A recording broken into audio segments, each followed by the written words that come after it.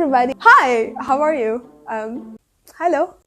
It's feel weird saying hi, but it's weird to be weird because like we're familiar. Like best friend.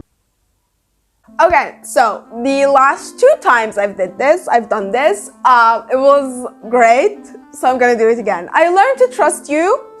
Some of you have learned to trust my opinion, which is amazing and it makes me feel so special. So I learned to trust you, and I do, and I'm gonna do it again. I'm gonna read your recommendations again. This time it came from my BookTok account by you, lovely person, and you gave me a lot of recommendations, but I picked 3. You exactly gave me 6 options and just a baller, like an author that I can pick whatever I want from, but I did go with your choice. I mean, I had to pick this one because they said it was their favorite author. How could I not? Like when someone gives you recommendations and then they throw out there like that. This is my favorite book. I'm like, you can read whatever you want. Of course you're gonna read the favorite book. It's like so mean if you don't. Because I wanted to start on a good note. I didn't just want to start with your recommendation because I know that's gonna be mostly good. Also, if it's not good, I'm not gonna be like too mean about it because I don't want to be mean to you because I love you or whatever. But I also wanted to start on a good note because they said this is their favorite author, and like I said, I trust you. So this is Go Around by E.G. Noyes or Noyes. I am sorry, this is literally the first time I've read this author. I've never seen this author, which is sad because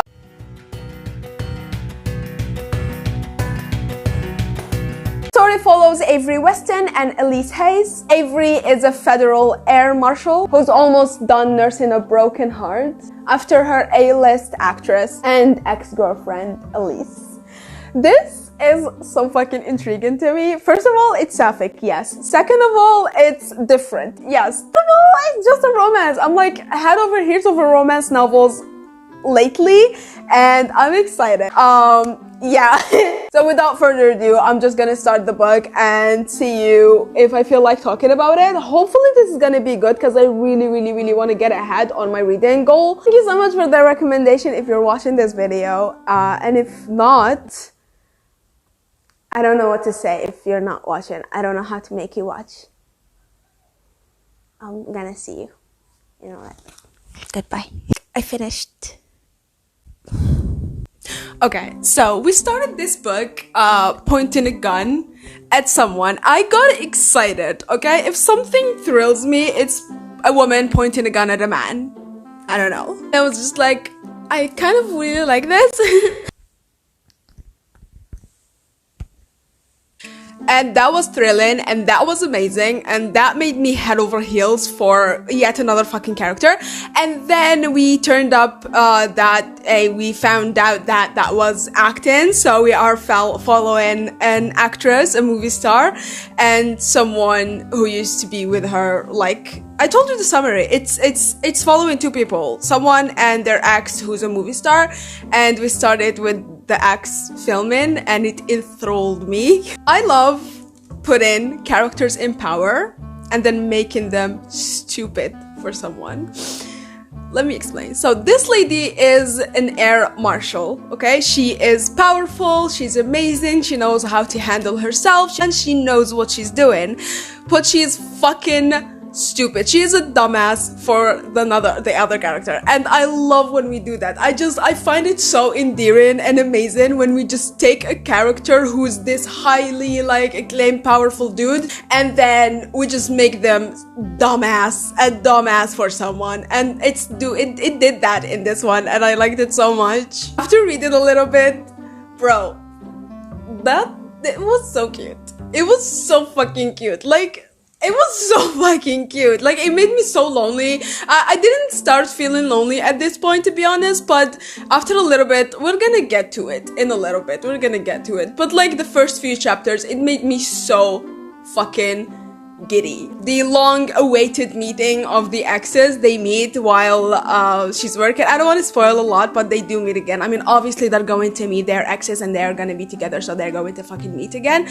And they do, and it's the fucking most awkward yet cutest thing ever. Forced proximity is great. They end up in a situation, okay, where they're forced to stay together, and like I said, forced proximity is amazing. But make it with your ex and make it sapphic. It's so good. I did have a negative with chapter 8. When I got around it, it like immediately jumped to smut. I don't usually have negatives when it comes to smut, especially Megan Sapphic. It felt like so fast, and I get that they're exes and they're familiar with each other and they don't need that time to make things less awkward and stuff like that, to like give it time to make us feel more comfortable or whatever, and for them to be more comfortable. I mean, I know they don't need that, but I think it would have been better if we just give it a little bit of time and like put a little bit more tension in it, because I was waiting to, you know, be in more tension, but then they like started doing stuff. I just would have preferred it if it took more time just to give me some angst, because it felt like it went from 0 to 100 real fucking quick. Right now in the story, at around the middle, when it starts, we're worrying about two things. A situation that happened with the stalker and the angst between the exes, like what the fuck is gonna happen with the stalker and what's gonna happen between them. And at around the middle, it just gets a little bit boring because we're not hearing a lot from the stalker situation, and at the same time nothing is happening with them, like they're in the middle, and I get it, like that's necessary to the story and it would have been weird if it wasn't there, but it just felt a little bit boring. But although it was a little bit boring, I gotta say it was still super fucking cute because they were like having feelings and like rekindling stuff for each other, and it was like so fucking cute. And then around this time, I mean, it's probably just me, I felt so fucking lonely. You don't understand. I felt so lonely. I was like, why the fuck can't I have this? And I just literally started tearing up in the middle of the book that had nothing to do with making anyone cry, and I just started crying. And I think me telling you now, it got a little bit boring. It's just me being a sad bitch. But yeah, that's what I thought. I did enjoy how we took time, although they started off with smut, but I did enjoy how after that we took time to sort of like try to reignite or rekindle a friendship before jumping directly back into either not speaking or starting a relationship and then regretting it again. I did like that aspect. It's both good to read, like for myself, and like a good representative for a healthy relationship, and so fucking cute. It was just so cute. Like everything about them was so cute. Especially like the jokes between them, the chemistry, the innuendos, like you can feel how they're getting more and more comfortable as they go on, more and more familiar with each other. They're like refamiliarizing each other. We went back to the situation with the stalker, and it gave me so much fucking anxiety. Chapter 23 gave me so much fucking anxiety. However, I still wanted more of it. I felt like by the end where like there was a climax in the story, we sided too much with the protagonist and it was way too easy for my personal preference. I loved it. I loved the book. It was so fucking cute, my dude. I loved the writing, the flow, the characters, just like everything. And it's definitely a romance that I would recommend. I gave this 4.5 out of 5. It was so close to a perfect story and so close to a perfect book for me, but those two negatives is just like wasn't one of the books that was like all around perfect for me, but I did love it a lot. Next up, I'm going to read The Lily and the Crown by Rosalind Sinclair. This follows an older woman who is captured from a pirate ship and given to someone as slave. I mean, that already does things to me. But then Ariana's perfectly ordered life. Ariana is the person that is given the said captured slave. Her life is thrown into chaos after that, and her nameless slave is watchful, dangerous, intelligent, and of course sexy. We have to. Also seems to know a lot about tactics and stuff, which reminds me of Jude Dwars. I love characters like that, so I'm excited. The pirate part got me excited. The capturing part got me excited. I'm really excited for this one. So yeah, we started on a really good note, so I hope we continue like that. And I'm gonna see you when I finish the book. Yeah. This is a pimple and I think it's kind of cute. So I finished The Lily and the Crown. I gobbled this one up. I gobbled this bitch up. You don't understand. I gobbled it up. Oh, the book starts with Ariana in her little garden, and it just like the beginning has such a common essence, like a common sense to it for some reason. I don't know, like she's a botanist and she loves her plants, and it just starts with her, and I liked how it starts. And right ahead, like starting with that scene, we start describing certain things, and it like makes sense that this is going to be fantasy filled with fantasy to the brim, and it was, and I liked it. It also started reminding me or making me feel the same way I feel when reading Neil Gaiman's work. It just has that sort of, I don't know, that slight fantastical common essence, and I love that feeling. It feels like home, and it makes you giddy. It's the kind of book that you read and you smile, and I definitely did a lot of that. We have a grumpy sunshine trope, and I love the contrast of the characters. We get introduced to assistant, brought to her as slave or to be her slave, and she's fucking grumpy. She is the grumpy part of this deal, and I loved the contrast between them. And oh, by the way, this is inspired from a fanfic of The Devil Wears Prada. So Assistant is supposed to be the fanfic inspired version of Amanda Priestley? I forgot her name. Yes. And Ariana, the sweet botanist, is supposed to be the other person that Anne Hathaway played that I forgot. We follow them both, develop the contrast, but well, not really develop the contrast, underdevelop the contrast between them, where Ariana like learns to be more strong, more headstrong, and more assertive, and more comfortable in her own skin, and Assistant to be more emotional stuff. Andy! Her name is Andy. I'm not much into sci-fi, but honestly the writing was good and so fun to follow that it kind of changed my mind. I also like how the power dynamic was done, and Assistant wasn't taken advantage of just because of her status, well, not by Ariana at least. Then like everything else was going on in the world behind them, and the dynamic between them was just so cute. The writing, the dynamic, the characters, the plot, all aided in creating such a cute fucking story and beautiful story. Not only that, but it was such a fun book to read, and it had a really heartful ending, and it just made me so fucking giddy. I actually gave this one 5 out of 5 stars because I literally cannot find anything wrong with it. I loved every second. I gobbled it up, and I thought it was the cutest thing ever. So many parts where, oh my god, Ariana was like doing the stupidest shit, and Assistant was like, you need tending to, and then Ariana said, that's what you're here for, to take care of me. It was the cutest thing ever. It was like literally fucking the cutest thing ever. I loved it. This whole thing is amazing. This whole challenge has been so fucking amazing. I trust you now. I trust you so much. Not that I didn't trust you before. I trusted you, but now I really trust you. I want so much more. I want so much more. You don't even understand. I'm so happy she gave me so many chances, like this person. I'm so happy you gave me so many authors and book recs. I love them. Next up, I'm gonna be starting with Requiem for Immortals by author Lee Winter. A cold assassin is hired to kill a woman who seems too innocent that oh my god. A cold exacting assassin is hired to kill a woman who seems so innocent that Natalia can't understand why anyone would want her dead. But as she gets to know her target, she can't work out why she even cares.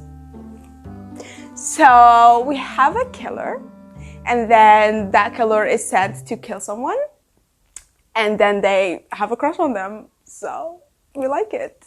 This is an animals to lovers. This is an animals to lovers.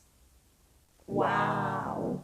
This is an enemies to lovers sapphic thriller. It thrills me. The thriller part we love. The sapphic part we adore. The enemies to lovers is literally the best fucking trope if done right. Now, if they start fucking around, literally fucking around 2 pages in, I'm done. I don't like an enemies to lovers that does that. Give me the struggle. I want to be a real Mr. Struggle. We're gonna see. I'm going to start that, and I'm gonna see you after I finish it. I don't have a mic, do I? I don't have a fucking mic. Oh no! Found it. We just hit 1K. What is life? The giveaway winner will be announced soon. I don't know if I'm gonna do it in this video or not. I haven't checked because I've been too excited. Also, I've been reading a lot. So the giveaway winner will be announced soon. Finished the challenge. I finished Requiem for Immortals. Straight ahead, starting the book, the prologue itself gave me Nina Zenek and Inez's vibe. Like both of them combined into one person. It straight ahead gave me that vibe and I absolutely liked it. Nina Zenek is like my ultimate crush. Yes, she is amongst 777 other characters, but she's like on top. I would like her to be on top. Stop. I thought it was kind of hard to follow at first, but then they mentioned Tchaikovsky. Tchaikovsky is like one of my favorite composers. It is my favorite composer. And then I clocked back in because they mentioned Tchaikovsky. So I'm like struggling to tell you if this is my fault or the book's fault or like the writing's fault, but I think it's like a lot of it is my brain's fault. I get lost and then they mention something and then it's either something that has to do with music because there's a lot of art in it, we'll get back into that in a little bit, or it's something smutty and then I clock back in. So it might have been just me. What I'm trying to say is if you're easily distracted, you're gonna be distracted. I did, however, absolutely love the inclusion of art. They have a lot of music, a lot of classical music composers, and just a lot of art included, and I love that. The first chapter was a perfect excerpt for the book, and I still don't know if that's something that I like or not actually, but they just laid out everything and told you like what you're gonna get, what to expect from this experience, from this book. What I mean is, in the first chapter, they tell you this is a character that is hard and it's not like to love and blah blah blah. She's that one person that doesn't do love and stuff like that, and this is like they laid out everything, you know, so you know exactly what to expect. She's gonna meet someone and she's gonna go soft, like exactly what to expect. Also, the first chapter is smutty and I didn't expect that and I liked it. They also gave us that aspect of the book.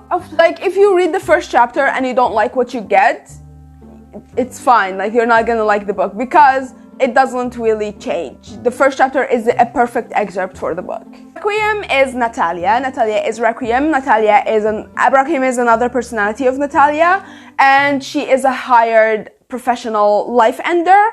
And then she gets hired to end someone's life, and then she ends up wondering why would anyone want this person dead, because she seems like the sweetest person, and then they end up eating box. And at first it was interesting seeing how intense Requiem could be, especially in the first chapter. It was smut.